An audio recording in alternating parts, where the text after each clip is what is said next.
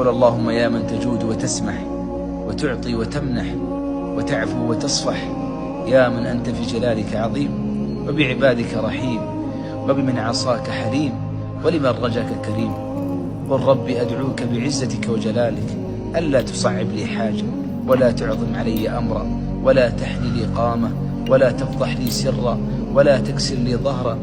اللهم من كان مريضا فاشفه، ومن كان مهموما فأزل همه، ومن كان حزينا فأسعده، ومن كان يرجو توفيقك فوفقه. اللهم أقل عثراتنا واغفر زلاتنا وكفر عنا سيئاتنا وتوفنا مع الأبرار. قل ربي رفعت كفي نحو عطفك داعيا راجيا ألا ترد دعائي، يا قاضي الحاجات يا كاشف الكربات يا مجيب الدعوات يا غافر الزلات، عافني واعف عني واغفر لي وارحمني برحمتك يا ذا الجلال.